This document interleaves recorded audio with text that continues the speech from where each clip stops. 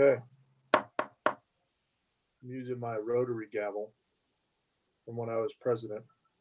Let's call the meeting the Sparks City Council for 2021 with a roll call. Madam Clerk. Mayor Lawson. Here. Council members Abbott. Here. Vanderwell. Here. Anderson. Here. Bybee. Here. Dare. Here. City Attorney Adams. Here. City Manager Kurtz. Here. We have a quorum. Thank you. Thank you. Okay, let's move on to our invocation speaker. Did Rajan show up? Yep, he is on his way over. Thank you. Hello, can you hear me? Yes, sir, we can. Go right ahead. You can't see me, huh? Can't see you, but I can see you in my mind. Okay. I shall be reading in Sanskrit from ancient Hindu scriptures, some as old as 1500 BCE, and then interpret in English. Om Bhur Svah Tat Savitur Varenyam Bhargo Devasya Dhimahi Dhiyo Yo Na Prachodayat. We meditate on the transcendental glory of the Deity Supreme, who is inside the heart of the earth, inside the life of the sky, and inside the soul of the heaven. May He stimulate and illuminate our minds. Astoma Sadgamya Tamsoma Jyotirgamya Mrityurma Mritam Gamya. Lead us from the unreal to the real, lead us from darkness to light, lead us from death to immortality. Tasmada Sakta Statam Karyam Karma Samachara Sakto Hacharan Karma Parmapanoti Purusha Karmaneva Hi Samsiddhi Mastita Jankadya Loka Singreha Mevapi Sampashankar Tumrahasi. Strive constantly to serve the welfare of the world by devotion to selfless. One attains the supreme goal of life. Do your work with the welfare of others always in mind. Om Saha Navavatu, Saha Nobanaktu, Saha Viryan Karva Bahai, Tejasvi Navadita Mastu, Ma Vidvisa Bahai. May we be protected together. May we be nourished together. May we work together with great vigor. May our study be enlightening. May no obstacle arise between us. Samniva Akuti, Samna Hridyaniva, Samnamastu Vo Mano, Yathava Susa Hasti. United your resolve, united your hearts, may your spirits be at one, that you may long together dwell in unity and concord. Om Shanti, Shanti, Shanti. Peace, peace, peace be unto all. Om. Thank you. Thank you, Rajan. Appreciate it. Thanks, Ed. Okay. Now moving on to 3.2, Pledge of Allegiance. Mr. Abbott, would you lead us in the pledge, please? How do I unmute myself? I pledge allegiance to the flag of the United States of America and to the republic for which it stands, one nation, under God, indivisible, with liberty and justice for all. Thank you, Councilman Abbott. Madam Clerk, we'll move on to public comment, item 4. Begin with your statement. Yes, Mr. Mayor. Good afternoon, and thank you for joining us. Due to the social distancing requirements enacted in response to the COVID-19 pandemic, the Sparks City Council meetings will be hosted in this virtual setting until further notice. The safety of Sparks residents, employees, and elected officials are important to us, and we appreciate your patience as we journey through this virtual meeting together. The City of Sparks uses Zoom, a third-party app, for its virtual meetings and does not control its technical specifications or requirements. Your ability to participate in public comment during this meeting may be impacted by factors like the type of device you use, the strength of your internet or cellular signal, and the company that provides your internet or cellular service. The City of Sparks is not responsible if you are not able to participate in a meeting through Zoom due to these or any other factors. For those watching and listening from home, general public comment will be announced for items 4 and 12.1. If you wish to speak during general public comment, you will need to call in using the phone number or join via the meeting link provided on the City Council agenda. Public comment will not be permitted on social media outlets. All participants will be muted upon entry to the meeting. If you would like to speak during public comment items, press *9 from your telephone or raise your hand on your computer or tablet when prompted. You will be called on to speak one at a time by the name or telephone number you are calling from. There will be no video callers admitted to the meeting. When you are called on to speak for public comment, please state your name for the record and begin speaking. The timer will begin when you say your name and you will have 3 minutes. Please remember any comments or questions cannot be addressed or answered by the council if the topics have not been agendized. Any person who disrupts the meeting to the extent that it is disorderly conduct will be removed from the meeting.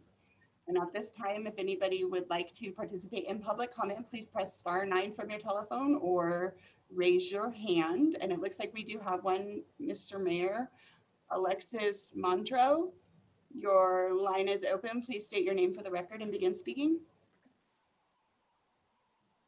Thank you, Mayor, members of the council. My name is Alexis Motorex, representing the Nevada Chapter AGC, and I'm here today in support of item 9.3 on your agenda.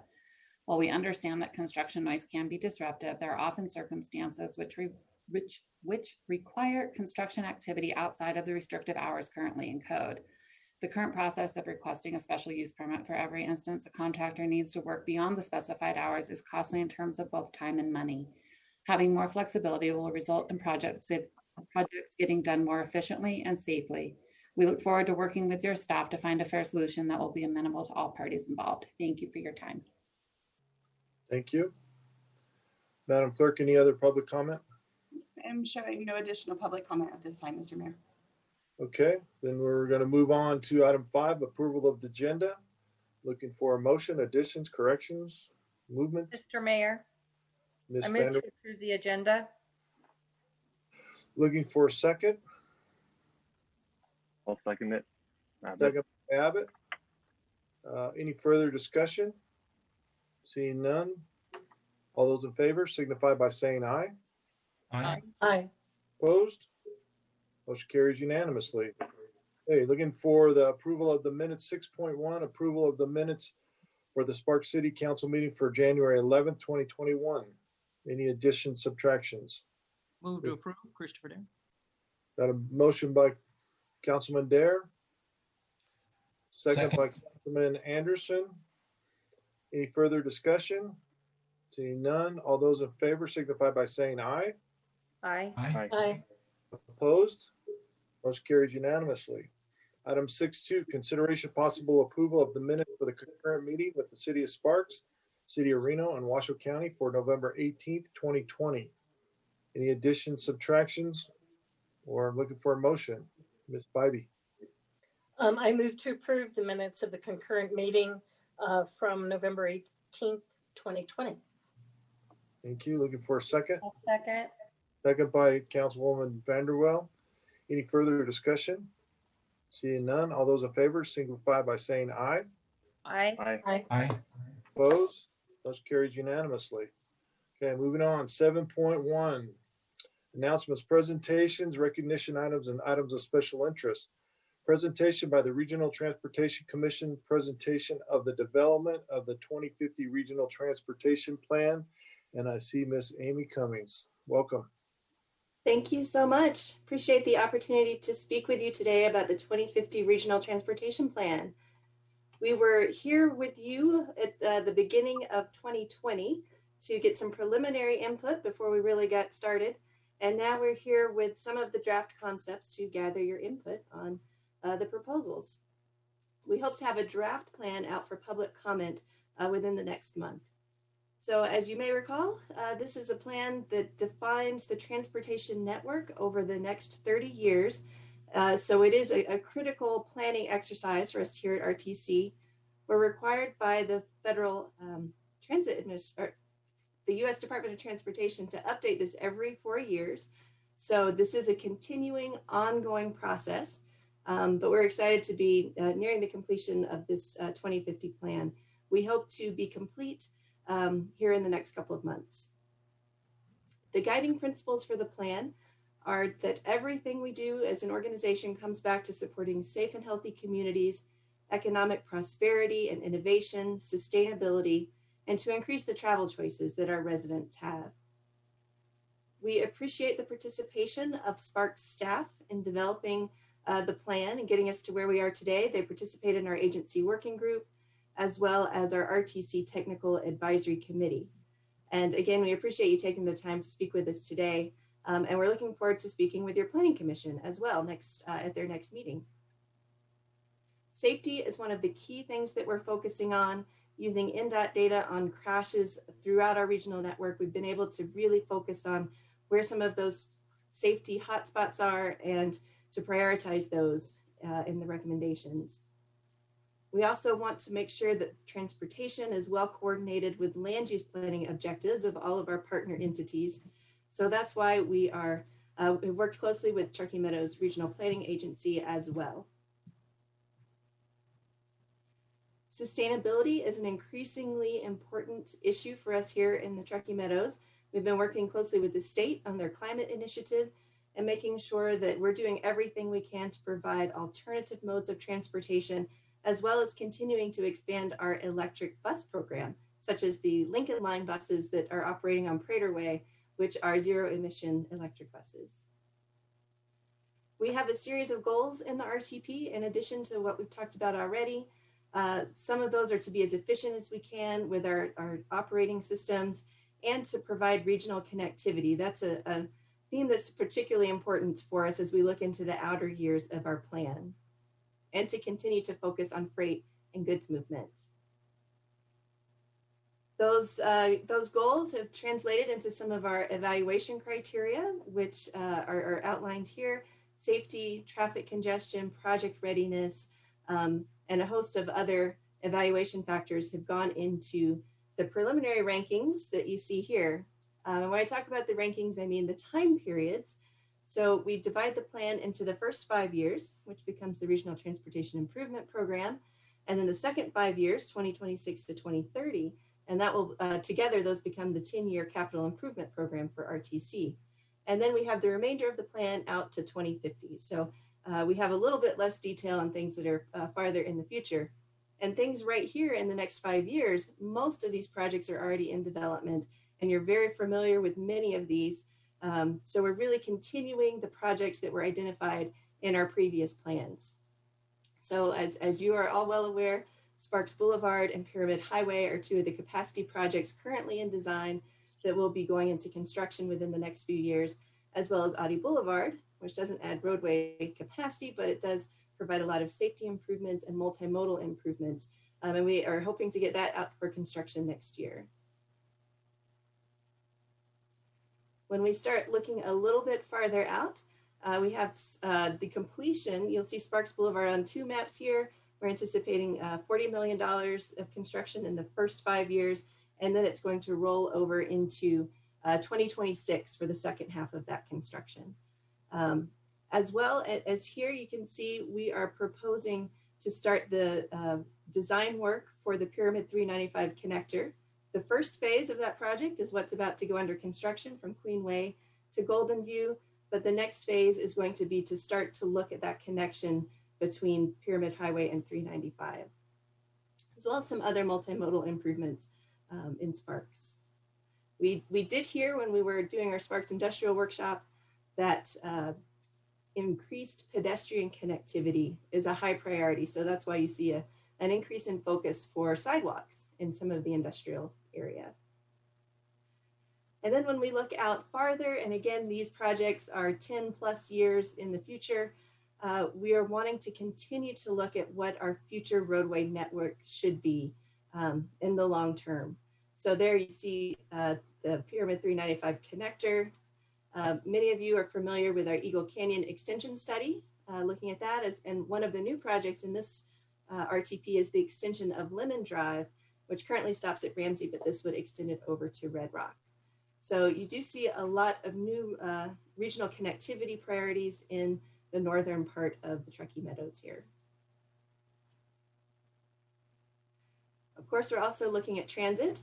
Now we are limited on our transit funding. This is driven by sales tax, and we are currently providing the service that we have with the sales tax dollars that we expect to be available to us. So we want to identify some improvements over the long term, but those funding may not have been identified at this point. So some components of this are more visionary in nature rather than fiscally constrained. We did want to talk a little bit more about the industrial area. This is a very high ridership corridor for us. So we know there's a lot of pedestrian activity. So in working with your staff, we've identified the need to continue to expand the pedestrian infrastructure in this area. And finally, we are going to be completing the evaluation of these projects and the prioritization, continue with our evaluation of the air quality impacts of this plan, which is one of our federal requirements, and then we'll be seeking input from the community on the plan as a whole. So that concludes my presentation, and welcome any comments or questions or input that you have for RTC today. Questions from the council? You did an awesome job. Oh, look, there's one. She did an Mr. Mayor. awesome job. She did an awesome job. Welcome to Sparks. I'm so glad you're here with us. I want to always put focus. I saw can you bring up the area of our industrial area when you were talking about our infrastructure? Yes. I always want to make sure we hone in on what we're talking about with fixing our bus stations, our bus stops. I know some of them we want to see just continue to move forward. I know this isn't the plan. And so how long do you think it's going to take for us to hit some of those areas that are probably when, like today, it snowed. And so today's a problem. So, and we know that anytime we have weather down there, how long do you think it will take? Because this is a big picture. How long can we expect some of those things to be taken care of? Well, that's a great point, and I want to highlight one of the differences in our short-term spot improvements and our long-term major reconstruction projects. We have a program underway right now to retrofit some of our bus stops and improve the sidewalks and the landing area at the bus stop into the nearest intersection. And we have some of those underway in this area right now. So there'll be some smaller scale spot improvements within the next year to 2 years. We do have identified a much larger, more significant corridor-wide look at this area on Gregg Street, and that is going to take a number of years to develop and fully scope and design that. It's one of the newer projects that we haven't really fully delved into the design yet, so that one's a little bit farther out in the horizon. Gotcha. Thank you. I just want to make sure we just keep in front of us. Thank you. Thank you. Thank you. Any other questions or comments, Mr. Anderson? Yeah, Amy, first off, I just want to say thank you for your team. They do an awesome job in connecting everyone from our staff to the public.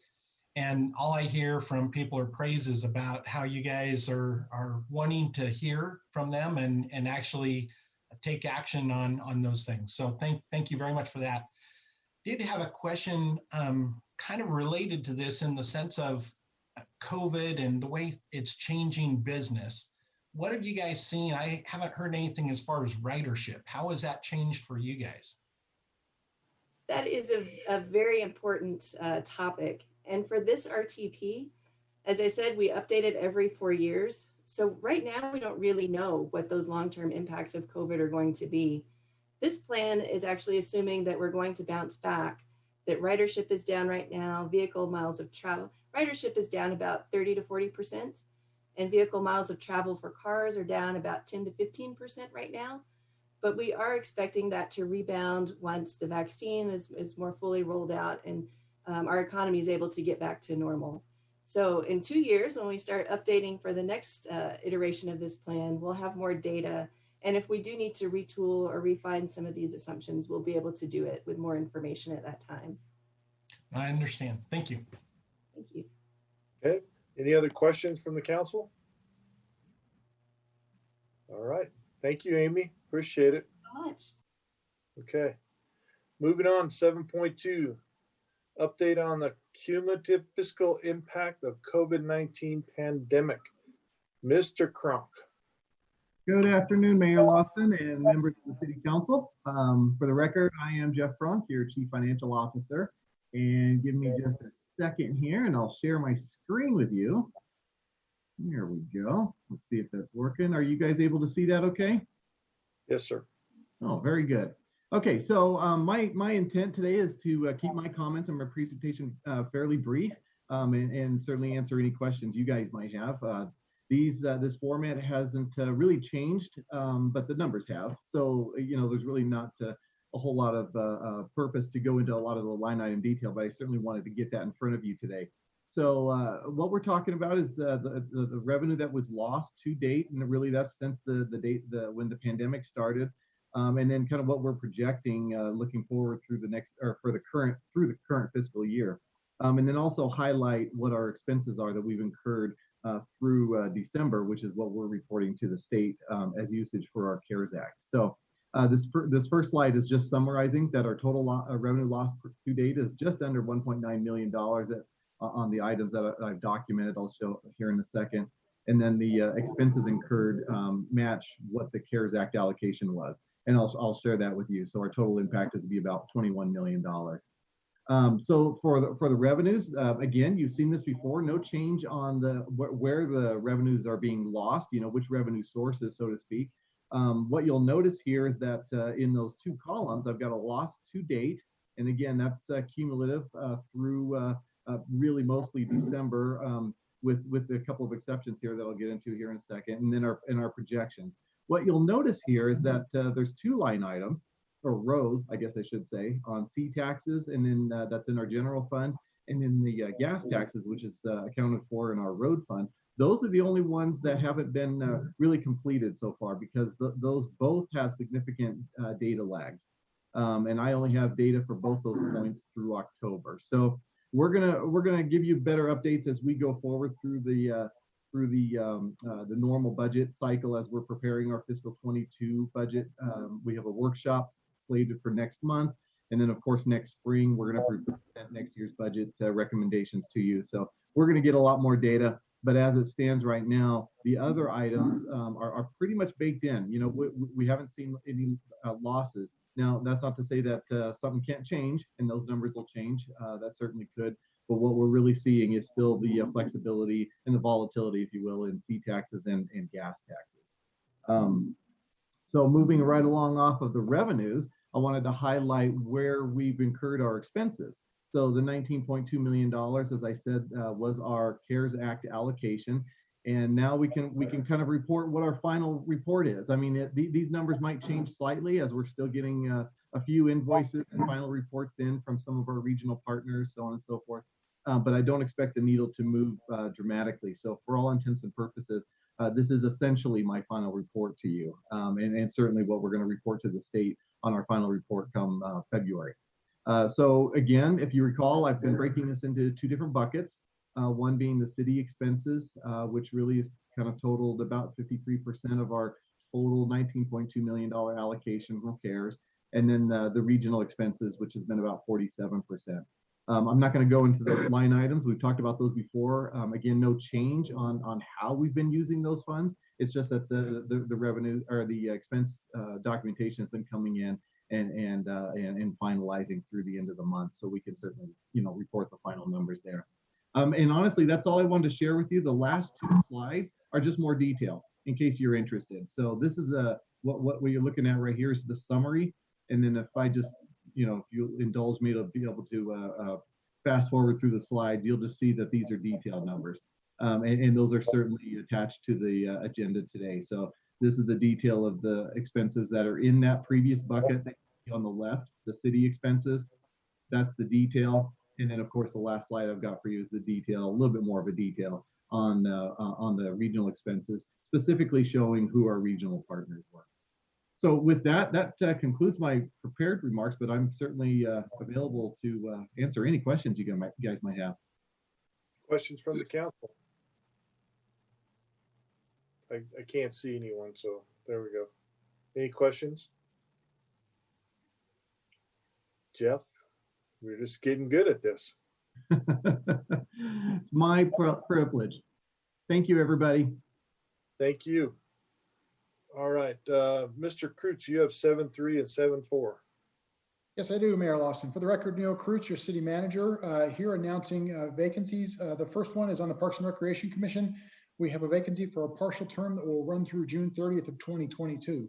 The applicant must either be a resident of the City of Sparks or hold a City of Sparks business license. Applications for that position will be accepted through Friday, February 12th at 5 p.m. Thursday, February 12th at 5 p.m. The second one, 7.4, is for the Western Nevada Development District Board of Directors. The city has 2 vacancies on that board of directors for private citizen appointments.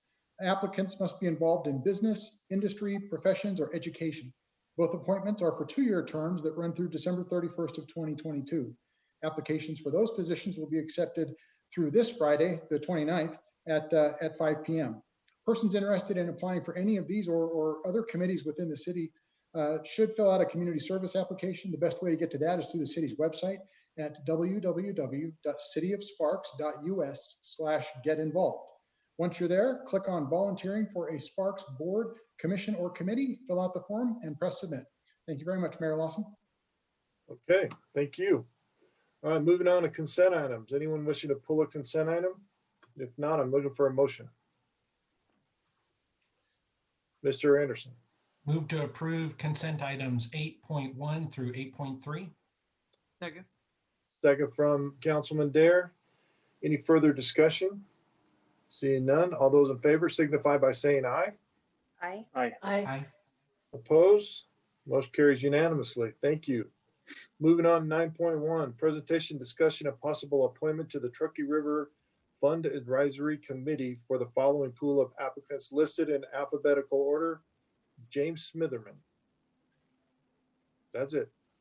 Good afternoon, Mayor Lawson. For the record, Neil Kreutz, your city manager. As you've already pointed out, you have a single applicant for that. So I think that will make the motion a relatively straightforward action for the council.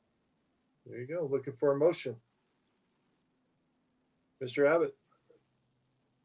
I move to appoint James Smitherman to the Truckee River Fund Advisory Committee, who will serve at the pleasure of the Sparks Mayor and City Council.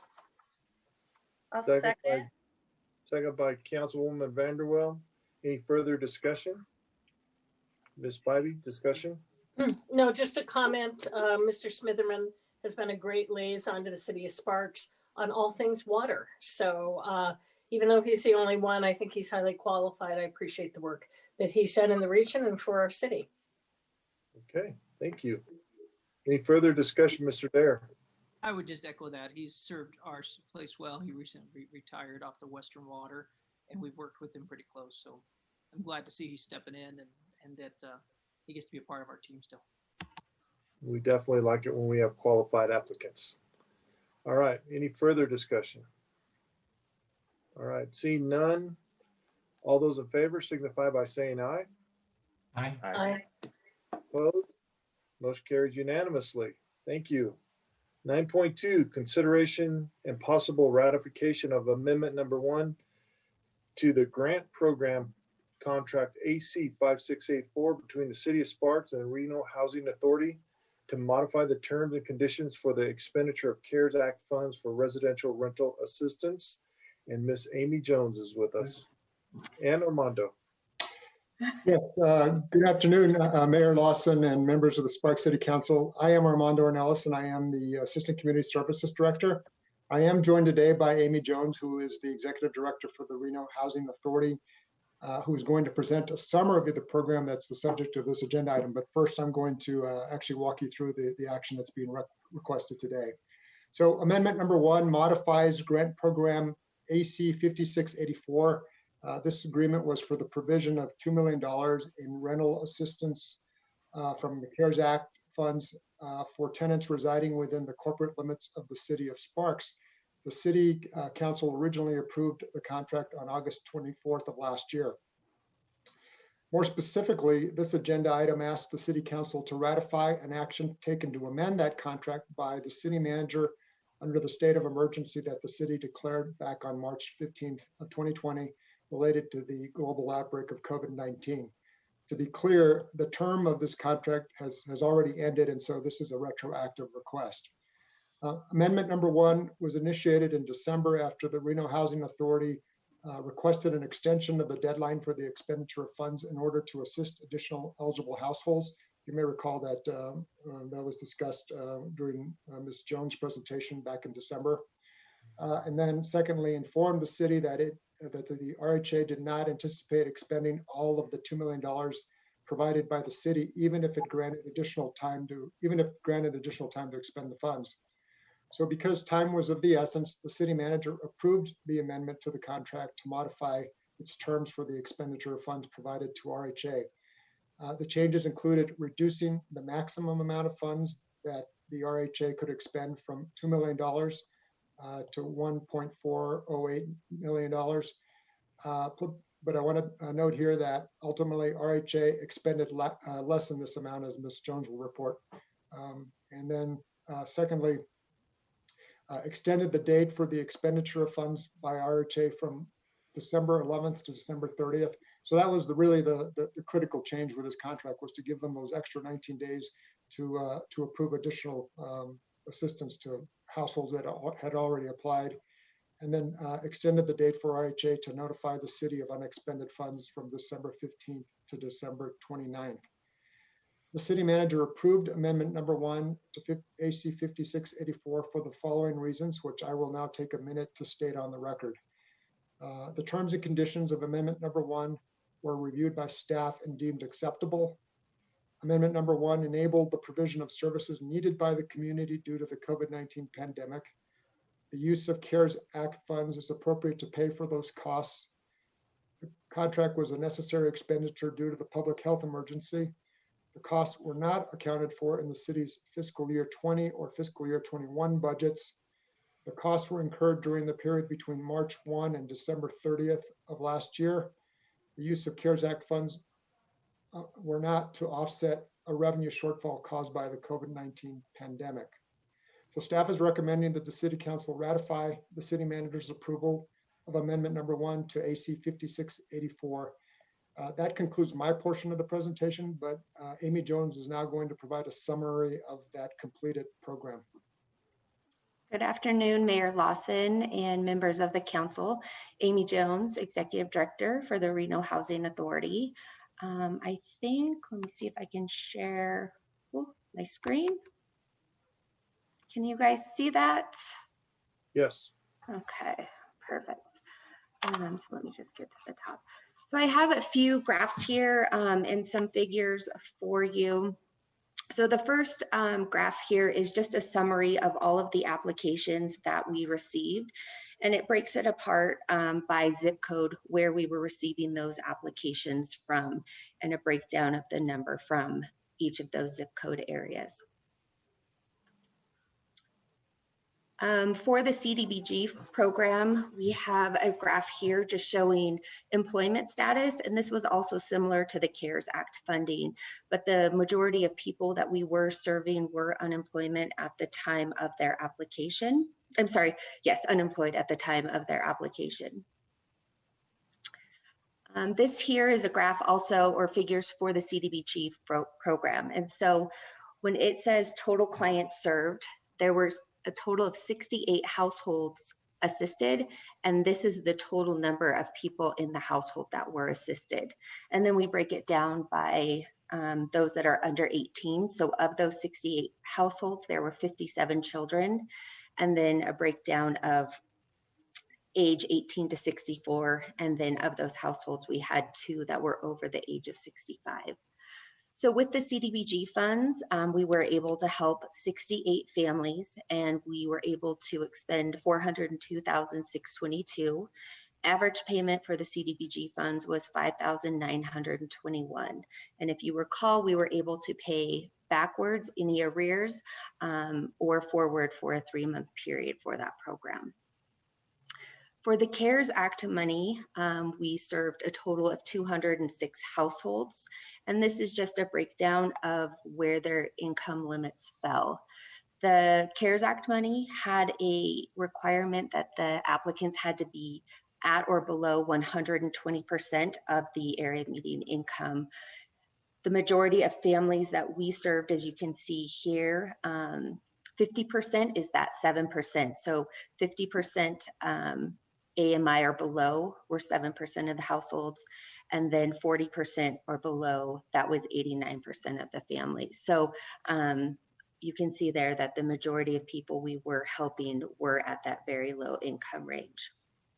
CARES Act, we helped the 206 Total funds spent, that number does not include the admin fee, but that was $1,152,887. And again, average payment was $5,597, so similar to what the CDBG funds were. So total overall, we received 985 applicants from City of Sparks residents. We were able to assist 274,000 families in the City of Sparks. Average payment for both programs combined was $5,677. So of the funding that we received from Sparks between CARES Act and CDBG, we were able to spend $1,509,509, and that was just to assist families in the City of Sparks to keep them in their homes. And I will be happy to answer any questions that you might have. And first, I would just like to thank the council, Mayor Lawson, for allowing the Housing Authority to help those families. I can tell you the appreciation that we received from the families and the landlords was overwhelming, that we were able to keep people in their homes. So many were so scared that they didn't know what to do. A lot have never been in this situation before. So they were truly, truly grateful for this program. Thank you. Do you have questions from the council? Can you unshare your screen for a second? Yes, let's see. Yeah. Oh, not that one. Oh, I have never shared. Oh, okay, thanks. Questions from the council? Mr. Dare? Yeah, two quick questions. One is, it seems strange that there's only 2 people over 65 we helped with the population we know we have. Is there, that's one of the questions I have. Is there something we need to do on our next, if there's a next round, is there something we're not doing right? I mean, it just seems like a strange stat. And that one is low, and I'd be happy to look into it a little more. Our outreach through social media and the news was to everyone, wanting to make sure that we let everyone know that. And I'll just follow up on that figure to make sure that is accurate. But thank you. And then the other one is, how many did we not get to serve? I mean, you had a whole list of people that we tried to help. And it's just in us trying to look at the numbers, and then if there's more CARES Act money, and also hopefully the state money you're getting, but are we still helping them? What is happening? Or are they just... So of the 985 applications, about half of those were withdrawn, and that was pretty common among all of the different funding sources. And the reasons for this with the withdrawal were they weren't responding. Some no longer needed the help, but the majority of it was no response. So from that narrows us down to about 450, 60 that we were then able to help the 278. Some families were not eligible. But again, we saw the same statistics among all of the programs funding that we administered. And go ahead. Part of my question is there still a list of people that if we had more finances, we think they could help right now? Do we know what that is? So yes, that's a great question. So we continue to accept applications and we have a wait list now. There's 500 plus people on that wait list, and we're continuing to accept those applications. We did receive notification from the state of Nevada, as well as Washoe County, that there will be additional funding coming to the Housing Authority. So we've already started processing those applications that were on our wait list. So as soon as we're ready, we can push those files through for approval. What I know now of this new funding, that there is stricter requirements on the documentation that is needed. And initially with the first round of money, that was a challenge for us, and that was a bottleneck in the system, trying to get all of that information. And we were given some leeway with an attestation form. So right now we are processing those, requesting all the documentation as required as it reads currently. The state is still looking into if there is going to be any exceptions for an attestation form or simplification to the documentation required. So we're still waiting on that. So individuals can apply to our wait list online, and we're starting to process those. With this new round of funding, there is a lower income limit. It is 80% of AMI or below. And there is preference for applicants that are at the 50% of AMI or below. So as you saw in the previous slides, that should not be an issue for the majority of people that we're helping. So with that, the state of Nevada funding will oversee the entire county. So that will include Washoe County, Sparks residents, as well as the allocation from Washoe County. And then we will have another allocation from the city of Reno. So to finish up, probably one of my asks is that we find a way. We probably need to approach it differently if the numbers are accurate with our senior citizens, because we know that there's more out there. We know that something didn't go right. If those numbers you gave us are accurate, then we have something that we needed to do differently, I think. Thank you. You're welcome. Thank you. Mr. Mayor. Ms. Spivey and then Ms. Vanderwell. Thank you. Thank you, Mr. Mayor. Amy, thank you so much for the presentation and your hard work. And it's really evident by your presentation and the graphs and all of the visuals, which I appreciate, how efficient you operate and your organization does. So working with you and having you help us with these allocations, I feel is in really good hands, because you in particular and your staff does a great job. I do have a question that's probably staff, either Armando or Neil, on the remainder of that $2 million that RHA did not spend. Have we allocated that, shifted it to something else? I know we had some flexibility, and now there's an extension, I think, of our CARES Act and what can be spent. What happened to that balance? What are we doing with it, or what do we plan on doing with the balance of funds that were not spent on this program? Thank you. I would actually like to invite Mr. Kronk back into the room, and he can walk you through where those dollars landed. Thank you. On his way.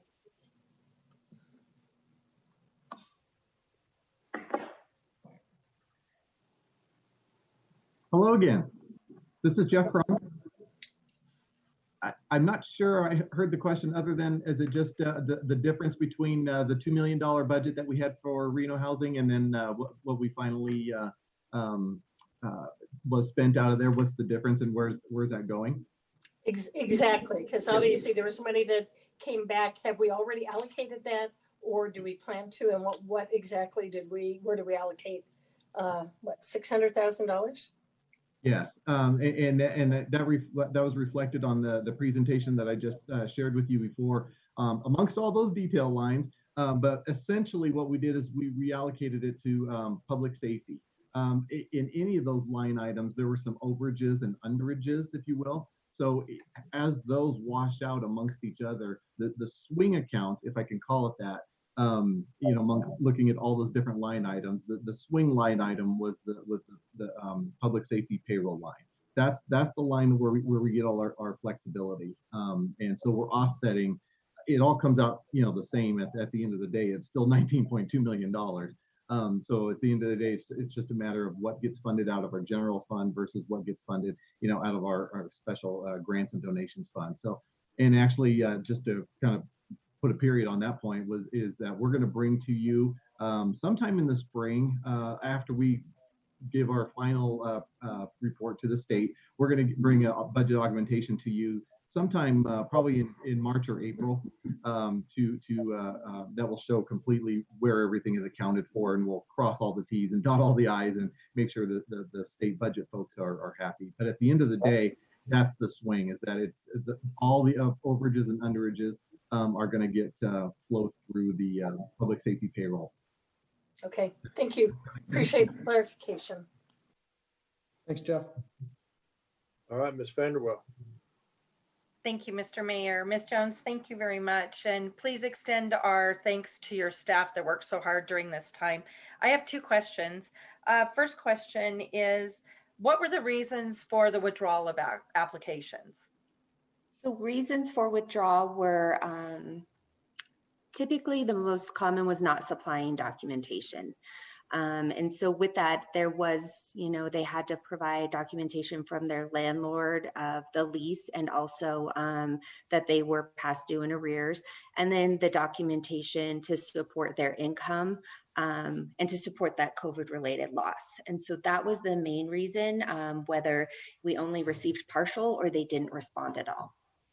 Okay, great. And then the second question is there a way to break this down by ethnic groups so we can figure out what portions of our community were served?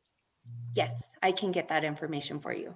Okay, well, because that also would refer back to possibly my withdrawal, because depending upon the ethnic group, was there language barrier or an understanding barrier of the paperwork that needed to be provided?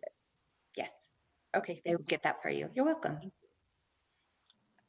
Okay, any other questions from the council? Seeing none. Thank you, Amy. Thank you, Armando. Thank you. So, Mayor Lawson, this is an action item. Yeah, we don't want to vote on it. All right, let's Mr. go. Mayor, I'll make the motion. Thank you. I move to ratify amendment number 1 to the grant program contract AC-5684 between the City of Sparks and the Reno Housing Authority to modify the terms and conditions for the expenditure of CARES Act funds for residential rental assistance. Okay, looking for a second from Bybee. Any further discussion? Seeing none, all those in favor signify by saying aye. Aye. Aye. Opposed? Motion carries unanimously. Thank you. Thank you again. Thank Good you. to see your smiling face, Armando, not that picture. All right, moving on. 9.3 consideration discussion of possible direction to the city manager to initiate changes to the Sparks Municipal Code section 20.04.005 intensity standards to amend permitted hours of construction. Mr. Rundle, Urington's finest. Thank you, Mr. Mayor. I hope you're all doing well. City Council, as the mayor introduced me, I'm Jim Rundle, the planning manager for your lovely city. At the November 23rd, 2020 City Council meeting, Councilman Anderson, you brought up you would like City Manager Kreutz to provide the City Council the opportunity to amend a section of the Sparks Municipal Code regarding construction hours. This agenda item in front of you today allows the City Council to direct the City Manager to proceed with such amendments. Currently, the code limits hours of construction from 7 a.m. to 7 p.m. Monday through Friday, and on Saturday, 9 a.m. to 5 p.m. with no construction occurring on Sunday. In 2015, as you remember, Mr. Mayor, we overhauled the Sparks zoning code substantially.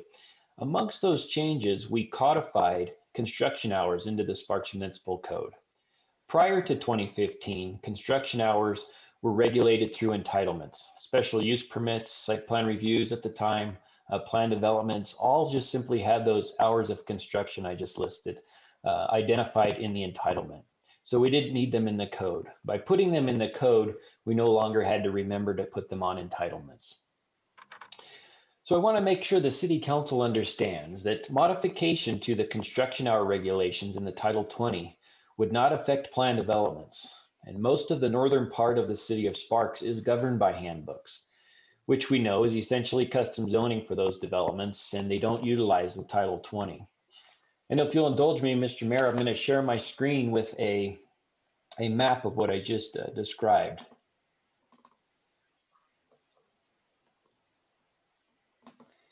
Did that come up?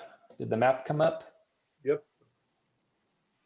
This map it identifies in blue, the green line is the city boundary. The blue line identifies all of our plan development handbooks that are in the City of Sparks. And so you can see that a majority of the city is governed by plan development handbooks, and any type of code amendment regarding construction hours would not affect the areas in the blue on this map.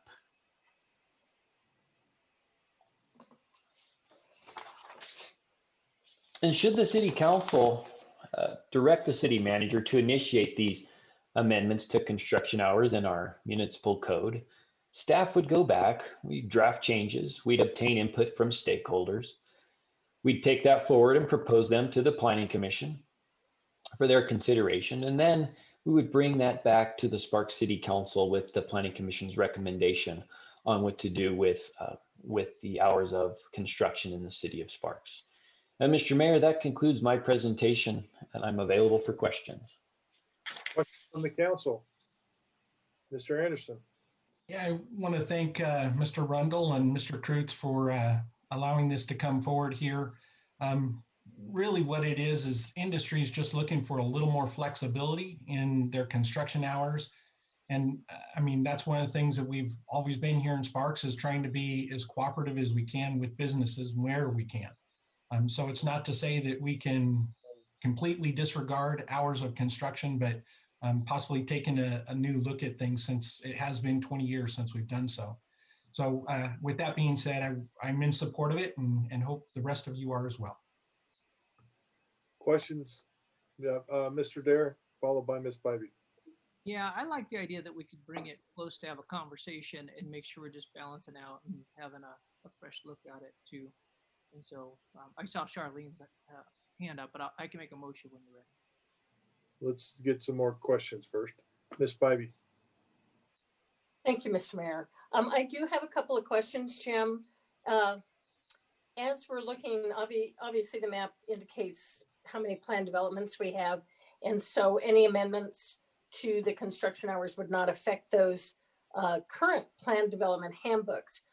If we made a change, would new planned development handbooks include this new, whatever the change was? Thank you, Councilwoman Bybee, for the question. Currently, your staff is discouraging a creation of new handbooks. We're trying to utilize the municipal code, zoning code that we reformatted in 2015.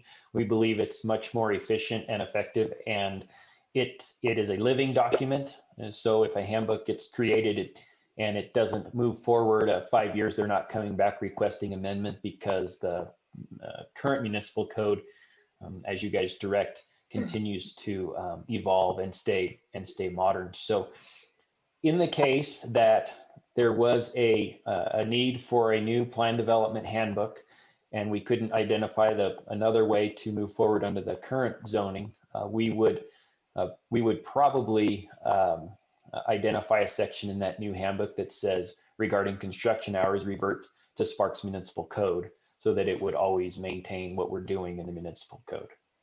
Okay, that makes sense. I appreciate that. Are we looking at, do we know what hours we're talking about as far as changes to those hours, or is, I guess I'll leave it at that.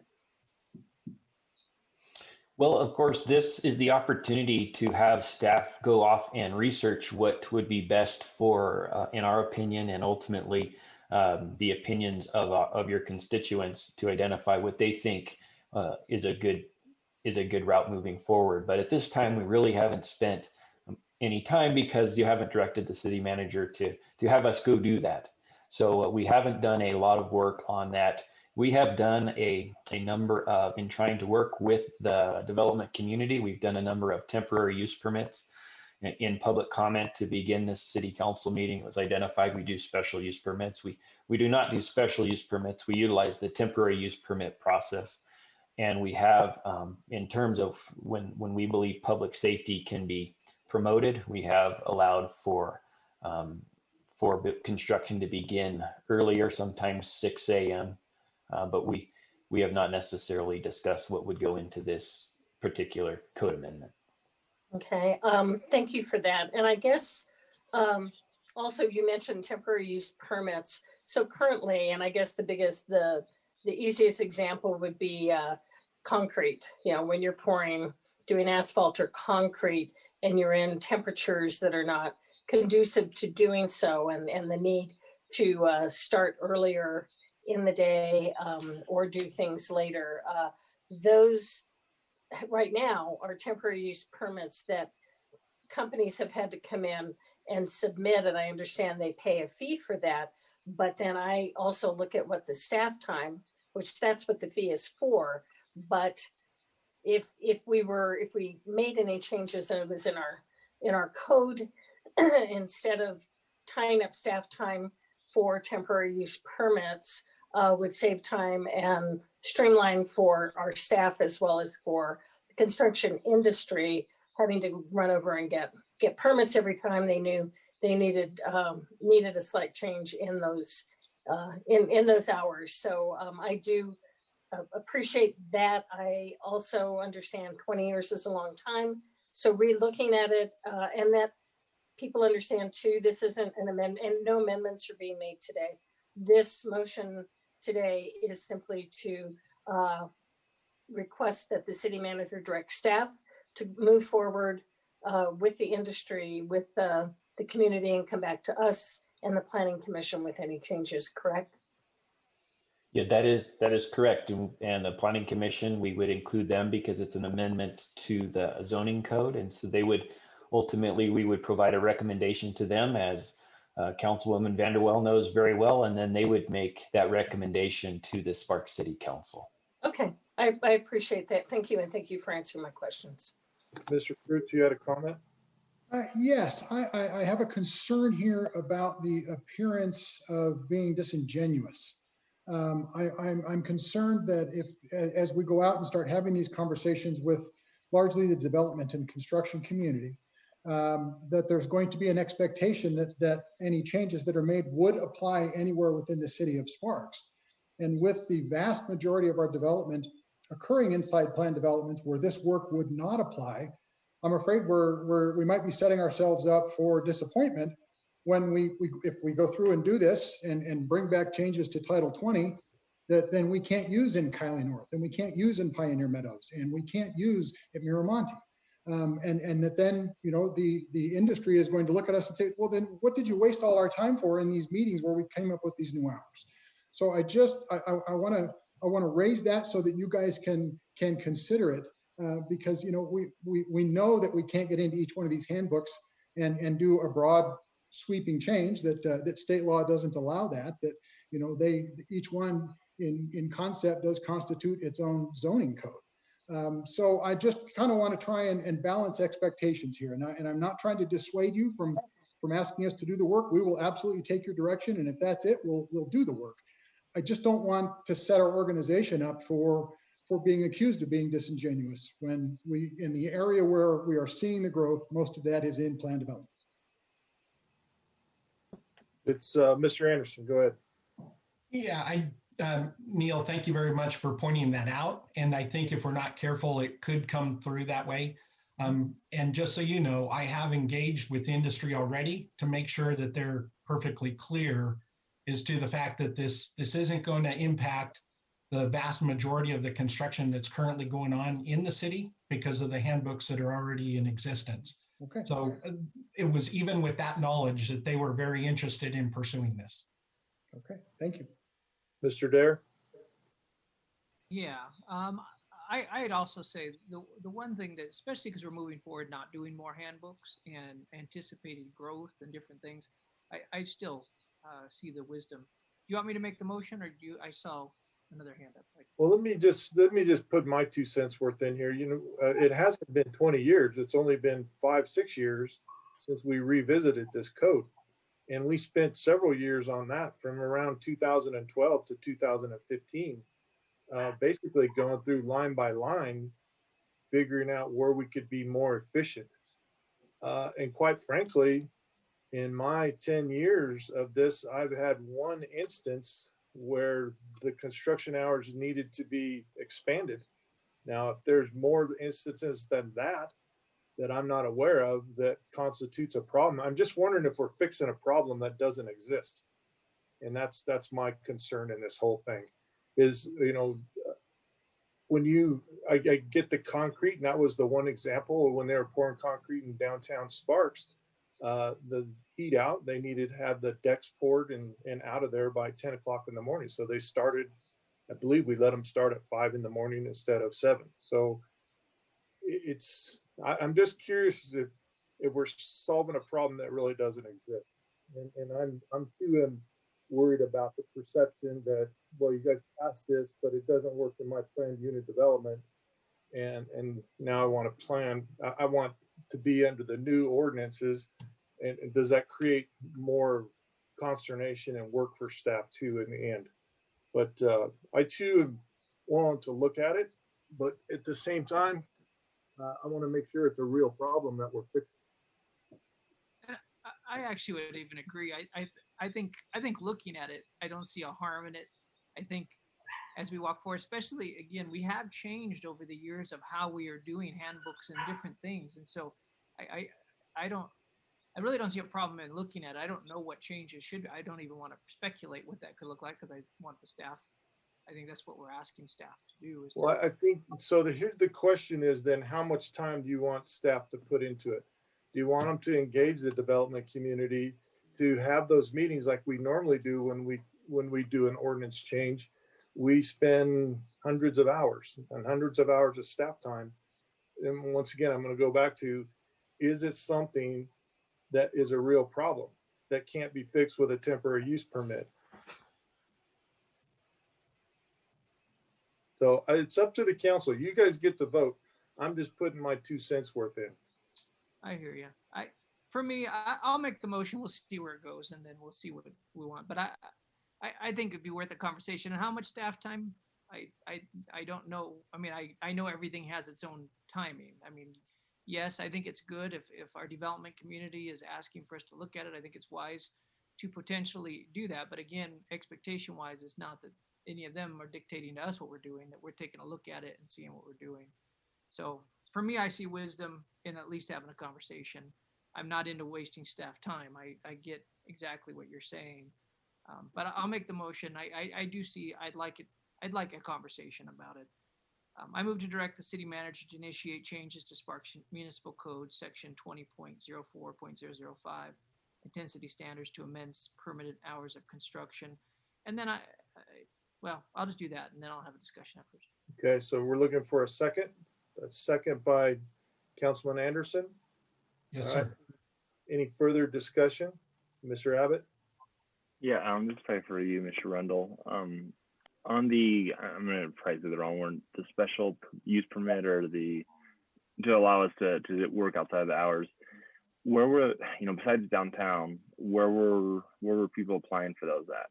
Obviously, can they apply for them in a planned development area to have that variance, or I guess where are we? And I guess what work besides concrete are we giving them to?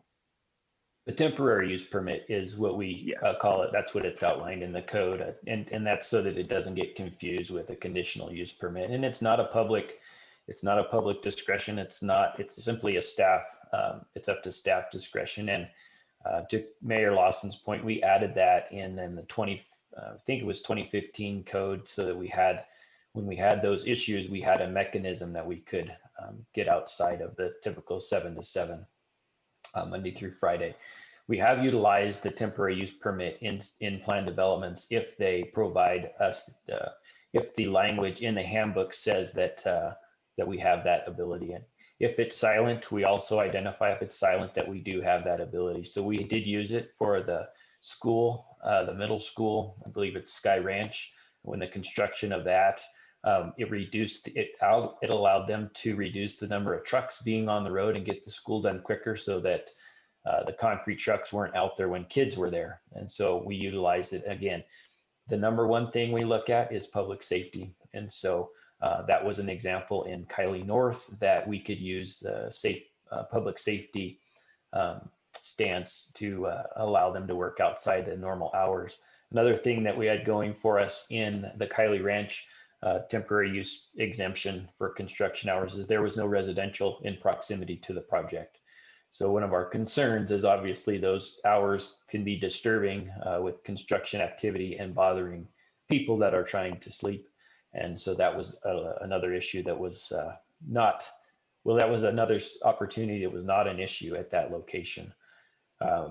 We have numerous requests for them. We do turn them down often because there's just no rationale for us to identify how it would promote public safety by going outside those hours of operation. And the permit does cost, as Councilman Bybee identified, it's $100 to apply for the temporary use permit. And I have one more question if I can. I heard a complaint about it only being 1 week. I think it is. We only give them out for 1 week. Could this be in this zone or this ordinance change where we could have more discretion if we wanted to do it 2 weeks or 3 weeks out longer or something like that? The temporary use permit in terms of duration is up to staff's discretion. So we have issued temporary use permits longer than a week, but we also will utilize them for 1 day occasionally. But we have utilized them for more than a week. Okay, thank you.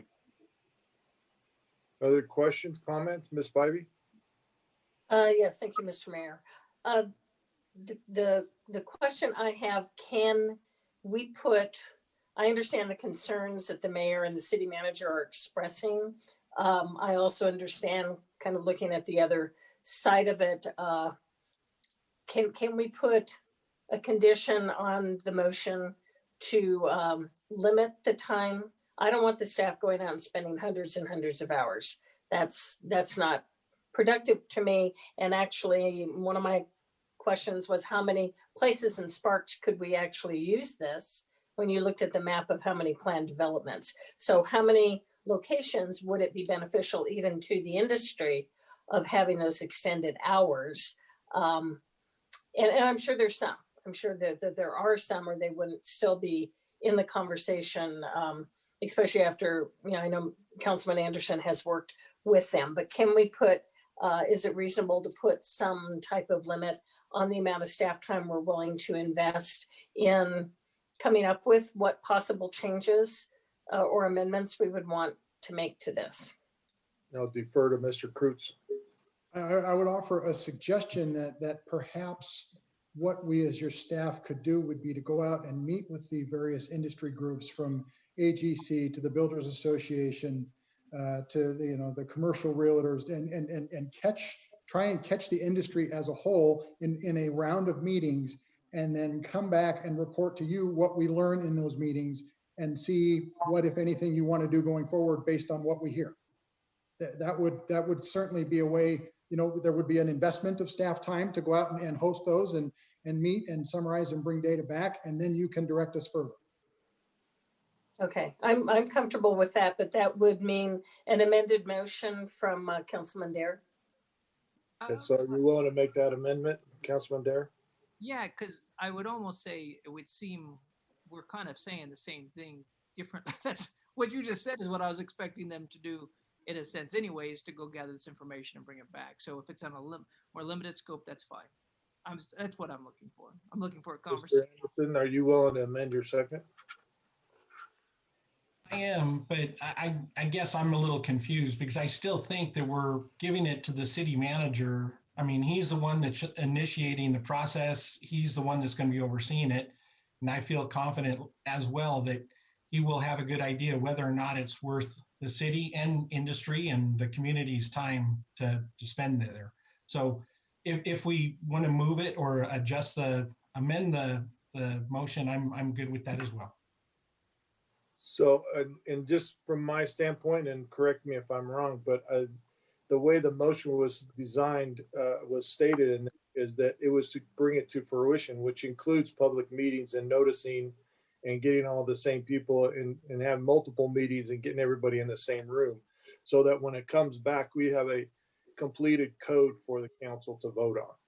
But now I'm much more in favor of the light version. Let's just have some informal conversations and see where we need to go.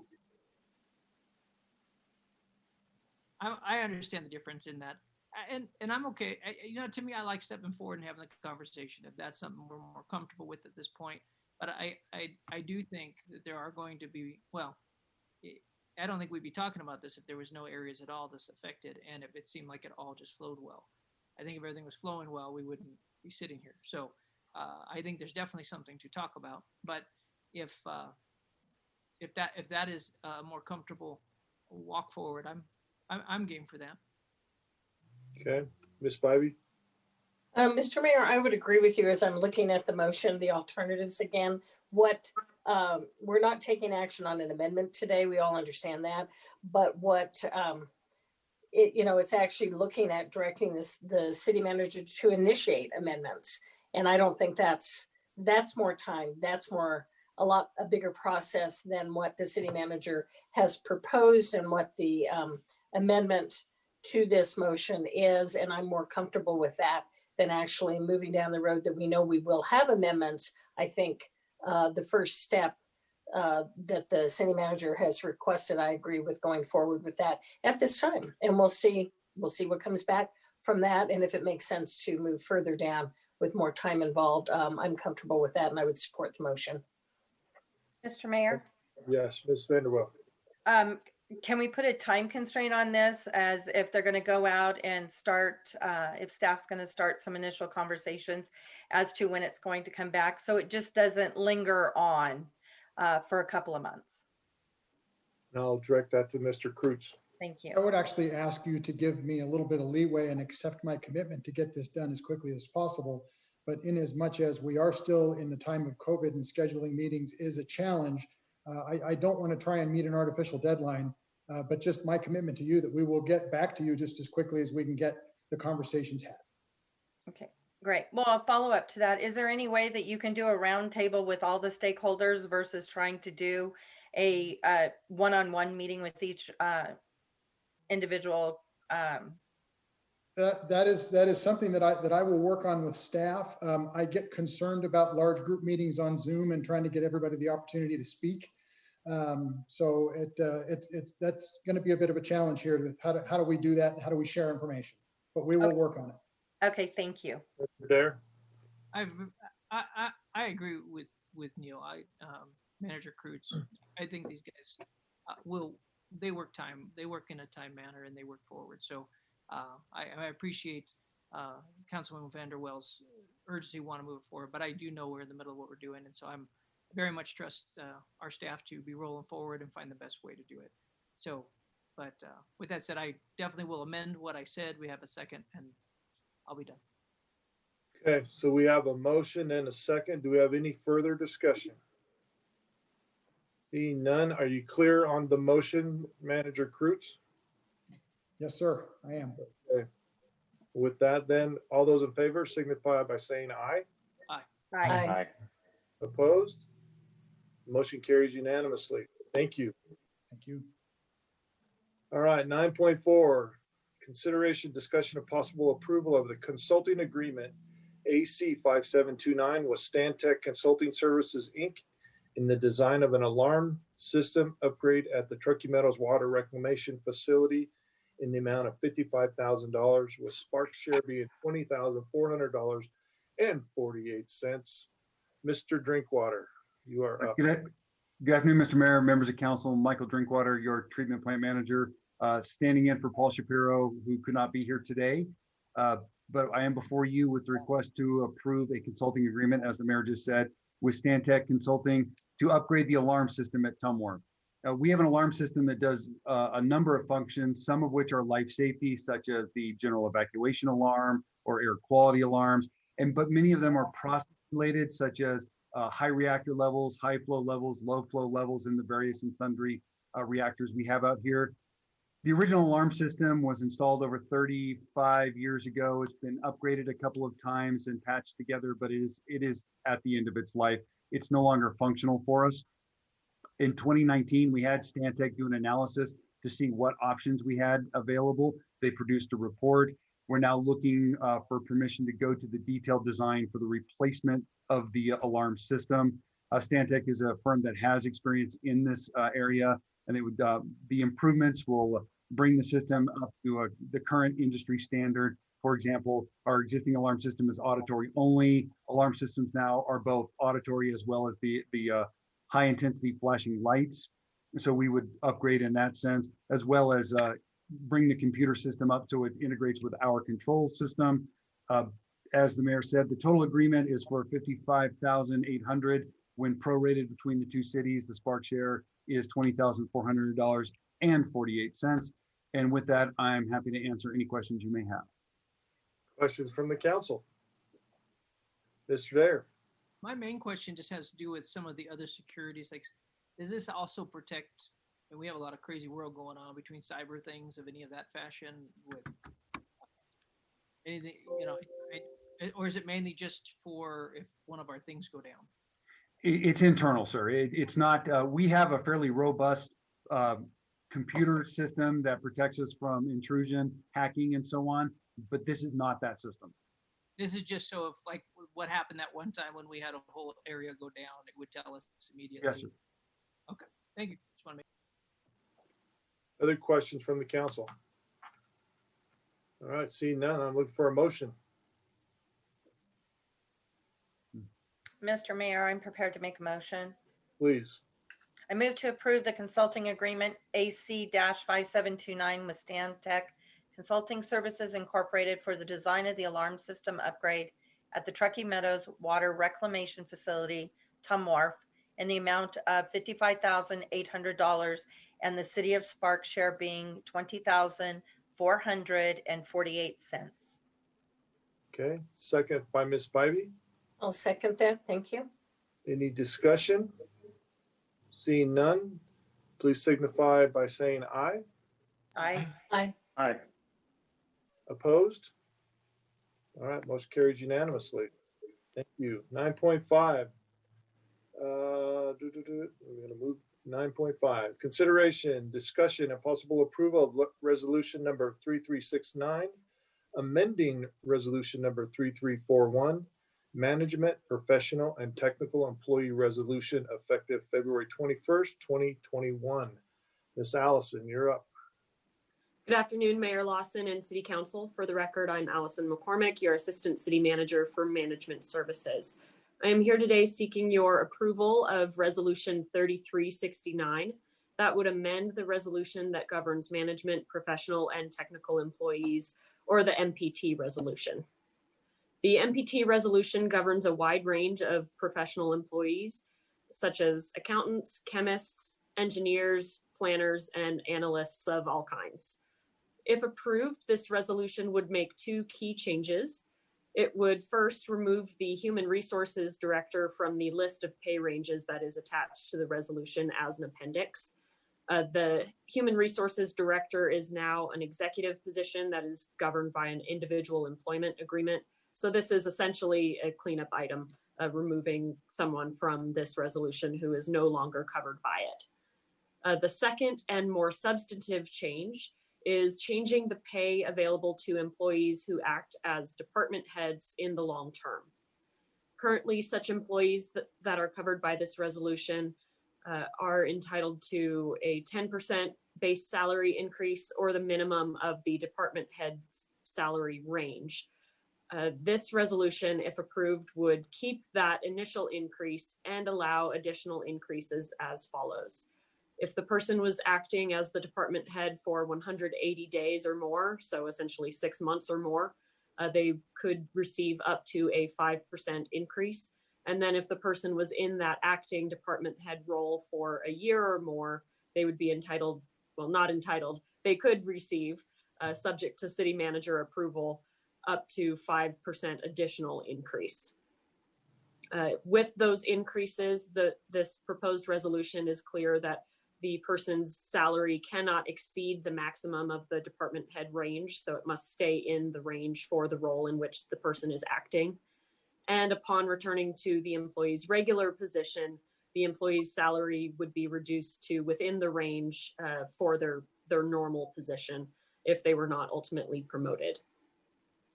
The rationale for this proposed change is twofold. Staff looked at what acting as a department head is like compared to acting in other supervisory roles. And staff found that it's a much greater increase in responsibility than most acting roles, especially in the long term. A person who's acting as a department head for 6 months or a year or more is not just running operations, they are making important policy decisions that really can't wait for several months. So it's a lot of increased responsibility. And then the rationale for the 5% at 6 months and 5% at a year is that those practices are consistent with other pay practices across the city. They are very similar to a 5% increase after a person passes probation, which usually occurs around 6 months, and then the availability of a 5% merit increase at 1 year of employment. So that is the rationale for those proposed changes. Staff does recommend that council approve Resolution 3369, and I'm happy to answer any questions. Okay, questions from the council?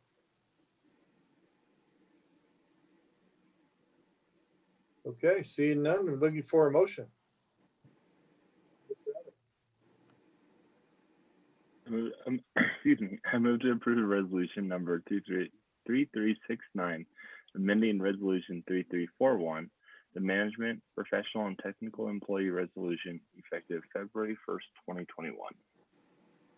Okay, looking for a second. I'll second that. Second. Second by Vanderwell. Any further discussion? All those in favor signify by saying aye. Aye. Aye. Aye. Aye. Opposed? Motion carries unanimously. Thank you. Thanks, Allison. Thank you.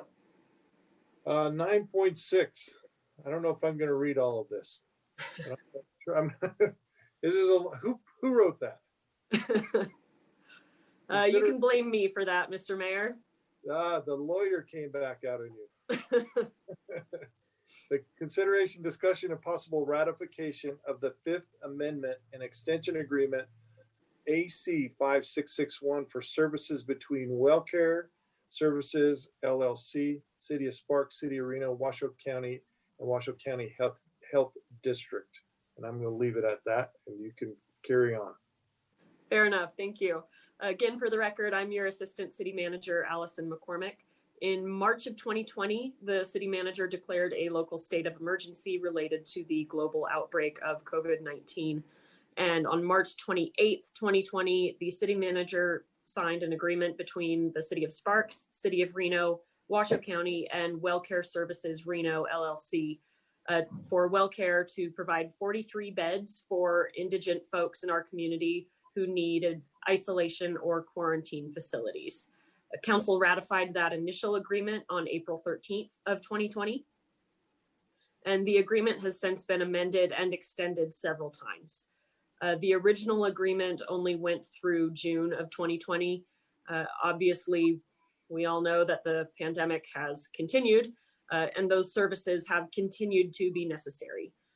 The agreement was extended through December 30th of 2020 back in October, and the number of beds provided under the agreement was reduced from 43 to 22 based on observed demand during the initial term of the agreement. As I said, the pandemic is ongoing and WellCare's services are still needed in our community. Because time was of the essence and the agreement as amended previously was set to expire on December 30th of 2020. While I was acting as city manager over the holidays, I approved the latest amendment extending the agreement for WellCare's services through April 30th of 2021. The total cost of that extension is up to $266,200, making Sparks's share of 15% up to $39,930. I'm before you today seeking City Council's ratification of that agreement. I'm going to go through some of the findings for ratification of an emergency agreement now. Under NRS 414.090 subsection 3, Sparks Municipal Code sections 1.30.010 and section 2.20.025, emergency approval of the agreement was appropriate, as is your ratification for the following reasons. Staff reviewed the terms of the agreement and found them acceptable. The agreement provided for isolation and quarantine facilities for indigent members of our community, a service that is needed to slow the spread of COVID-19 through that vulnerable population. Providing isolation and quarantine facilities under the agreement is in the best interests of the health and safety of residents of Sparks. And finally, the services provided through the agreement are needed and time is of the essence. Staff does recommend that City Council ratify this Fifth Amendment to the agreement with City of Reno, Washoe County, and WellCare Services and I'm happy to answer any questions. Questions from the council? Ms. Bybee? Thank you, Mr. Mayor.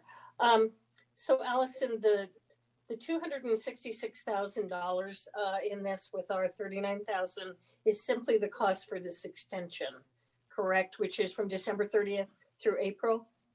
Yes, that's correct. Okay, and what, do we know what, well, I'm sure we do, what our total expenditure with WellCare for this service has been since last March? How much we've allocated? It's critically important. I'm not doubting that this needs to happen and it's an important service. I was just curious what our total investment has been. I apologize, Councilwoman Bybee. I do not have that data in front of me. Okay, I can, if you want to send that to me later, but I just Yes, wanted to I'll- clarify, this was just for the cost of the extension. That's correct, and I will follow up with that that total cost over the whole nearly a year. Okay, and we have used, to be clear, we have used CARES Act funding in order to fund this, correct? For the initial agreement and the first 4 amendments, yes. I believe, and Mr. Cronk can jump in if I am misstating, but I believe that this cost would come out of the general fund or other sources. Okay, Yes. thank you. This is Jeff Cronk, if you can hear me. Yeah, just to confirm exactly what Allison said, we did include those in our CARES report that's going to be going to the state for the first through December. Okay, but this new extension today, this 39,000 will be general fund. It will not be CARES Act funding. Correct. Okay, thank you for the clarification. Absolutely. Mr. Dare? Yeah, and I just want to thank you for the work with this. Mental health is a huge thing in our region and for our city and for people. And so this is crucial that we continue to walk down the road. And I love that we're regional partners in this area and just kind of breathing with it, trying to find the best answers. It's not always an easy road to find the right particular things, but this seems very right. I'm ready to make a motion. It's a long one, so I'll volunteer if you want me to. Okay, let's see if we have any more discussion first, and if not, we'll go to Christopher Dare for motion. Okay. I move to ratify the Fifth Amendment and extension of Agreement AC 5661 for services between WellCare Services Reno LLC, City of Sparks, City of Reno, Washoe County, and Washoe County Health District for the provision of short-term housing services for the purpose of isolation or quarantine of individuals residing in Washoe County who have tested positive for COVID-19 or are suspected of having COVID-19, in a total amount of $266,200, with the City of Sparks share being 15% of the total unreimbursed cost. Okay, I have a motion. Looking for a second. Second from Mr. Anderson. Yes, sir. Okay, any further discussion? Seeing none, all those in favor signify by saying aye. Aye. Aye. Opposed? Motion carries unanimously. Thank you. Consideration, discussion of possible approval of City of Sparks 2021 legislative platform. Allison is up again. Thank you, Mayor Lawson and City Council. Again, for the record, I'm Allison McCormick, your Assistant City Manager. I'm before you now seeking your approval of the city's 2021 legislative platform. Nevada Legislature's 81st session begins on February 1st, so just a few days from now. During the session, the city's legislative platform will guide the city's legislative team and its advocacy in taking positions on bills during the session. There is not usually time to schedule and post an agenda for a meeting of the City Council to gather the council's input on bills during the session because basically the legislature moves quickly. The legislative platform sets out principles that City Council supports so that the legislative team knows and understands council's positions in advance of the session. The 2021 legislative platform is based on the city's 6 strategic goals. Those, for reference, are managing growth, connectivity, community facilities and services, community character, resiliency and sustainability, and housing and affordability. Principles in the 2021 legislative platform include improving the state's real property tax system, encouraging redevelopment and affordable housing efforts, increasing funding for mental health and substance abuse services, and providing additional funding for parks and recreation facilities and programs. Staff recommends approval of the city's 2021 legislative platform, and I'm happy to answer any questions. Questions from the council?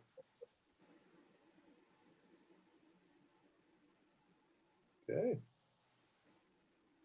I think we've all seen the document, so it's pretty explanatory and simple. With that, then I'm looking for a motion to approve. Ms. I'll make Bybee. the motion. Yes, I'd like to make a motion and comment, if I may, Mr. Mayor. Go ahead. I move to approve the City of Sparks 2021 legislative platform as presented by staff. And I would just like to thank Ms. McCormick for revamping and streamlining our previous legislative information that the mayor and I, serving on the legislative committee, met with Miss Allison and with Allison and Mr. Kreutz, and it was it needed a lot of streamlining, and I appreciate the work you did on that to really make it more concise and easier for us to navigate as we try, easier than it will be to navigate, you know, trying to navigate with the legislative session, which is going to be a challenge in COVID times. So we do the easier and more upfront we can be with what our goals are for the session. I think that's going to help us a lot, and I appreciate your work. Thank you. Thank you. Mr. Anderson? I'll second the motion. Okay, any further discussion or comments? Seeing none, all those in favor signify by saying aye. Aye. Aye. Aye. Opposed? Motion carries unanimously. Okay, 9.8, presentation discussion of possible approval of the City of Sparks Group Healthcare Committee Rules of Procedure. Mindy Falk. Good afternoon, everybody. Mr. Mayor and members of City Council, Mindy Falk, Human Resources Director. For your consideration today is the approval of the Rules of Procedure for the Group Health Committee. A little background information on the Group Health Committee. The Group Health Committee was established through contract negotiations and is comprised of 3 voting members, which are operating engineers and both the police and fire unions, and then 5 non-voting members, which include supervisory contracts and resolutions and retirees. The purpose of this committee is to discuss cost containment measures and to recommend benefit changes to council. And although the contract established this committee, they didn't really ever address how the committee should meet, how the agenda items on the committee would get to the agenda, or even how non-voting members get appointed. So the committee decided to draft rules of procedures to address these issues, which we believe will improve our communication and make meetings processes more efficient and effective. We met in August and developed our first draft in a workshop, and then the committee met in 2 other regular meetings to go over different drafts and to bring what was brought to you today. So in November, the committee approved the rules and procedures that are presented to you. And I just wanted to take a moment to thank the Group Health Committee for their work. They put a lot of their valuable time and effort into recommending these rules. The final step today would be getting City Council's approval for the proposed rules, and then we'll begin using them in our next regularly scheduled meeting. And this is one of the rare agenda items that HR gets to bring forward where there's no direct financial cost. So this is, you know, I rarely get to say that. So with that, I can answer any questions you may have. Questions from the council?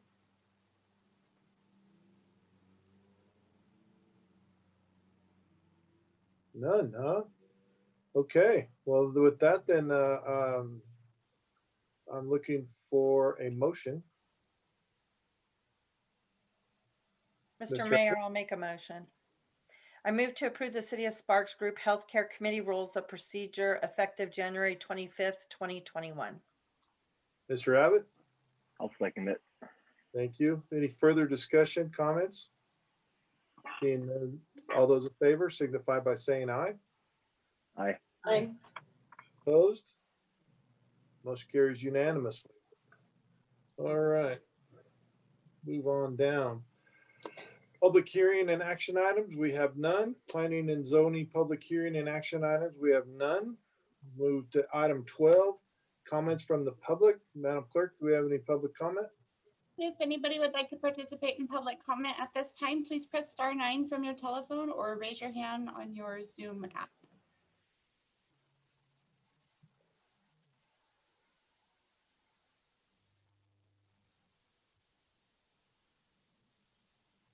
And I'm showing none at this time, Mr. Mayor.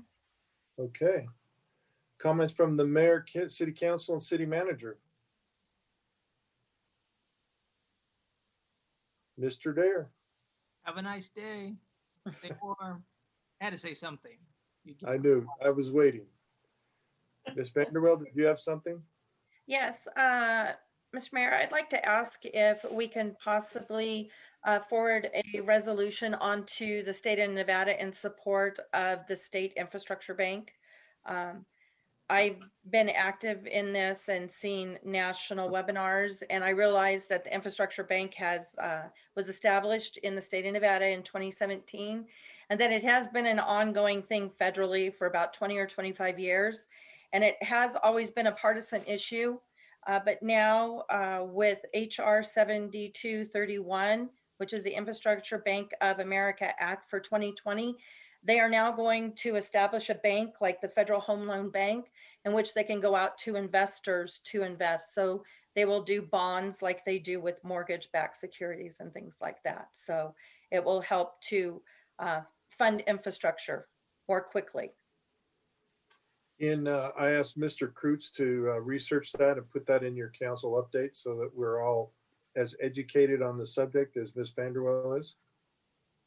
Thank you. Thank you. Mr. Anderson. Just wanted to invite everyone for tomorrow evening, 7 o'clock. Sparks is going to be hosting the next version of the Every Voice Counts Forum. And we would love to have as many people from the public there and letting us know what their thoughts are. We're going to have Chief Crawforth, our new police chief, talking to everyone about some of the things going on there. And we'll have an opportunity to ask him questions. And then our new assistant city manager, sorry, Neil, I almost kicked you out of your job.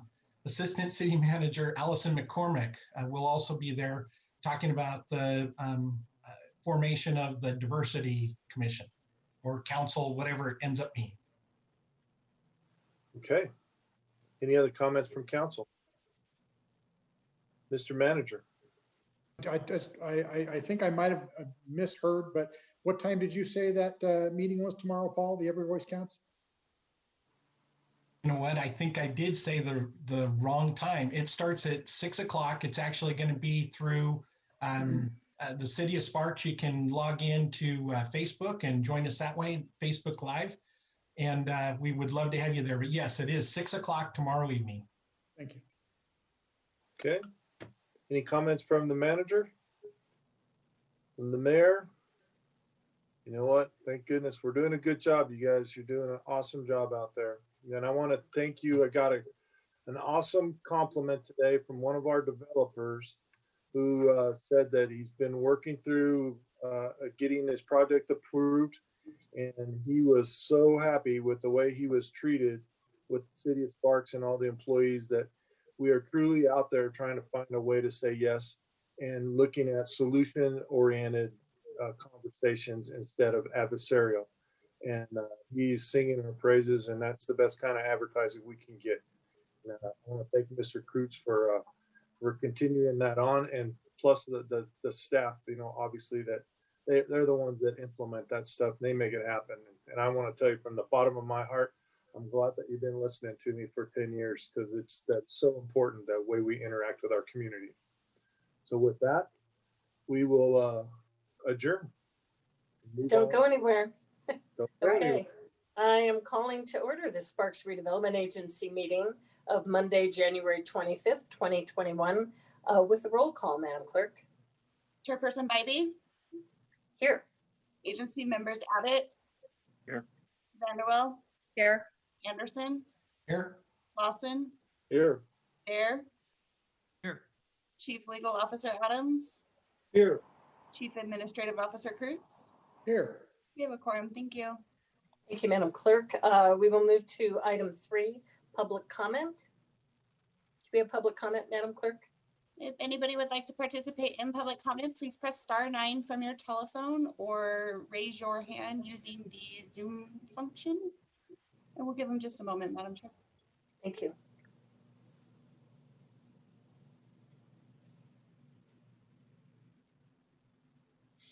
And I'm showing them. Thank you. Item 4, agenda 4.1. I'm looking for an approval of the agenda. To approve. I have a Second. motion. I have a motion by agency member Dare. With second, agency member Vanderwell? Yes. Okay, with a second by agency member Vanderwell. All those in favor, say aye.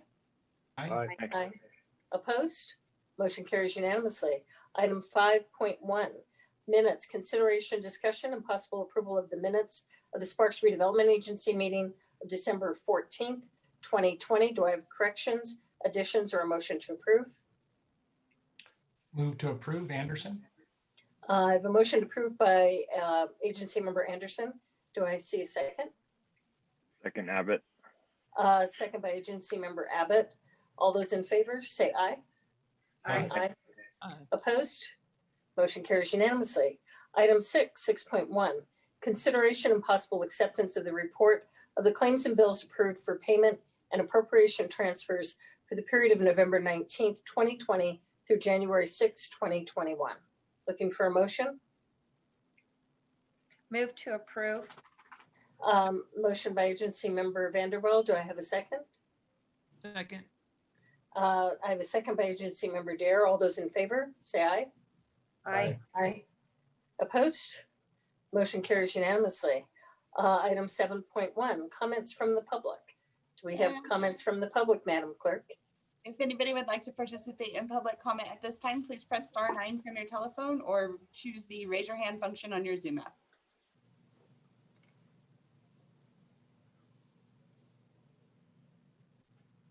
And I'm showing none, Madam Chair. Thank you, Madam Clerk. 7.2, comments from the agency and Chief Administrative Officer. Do I hear any comments? Seeing none, our meeting is adjourned. Thank you. Thank you. Thank Hey, Neil, will you give me a call, Neil? Yes, sir. Thank you. Go Thanks, guys. everybody. Thanks, everybody. Thank you.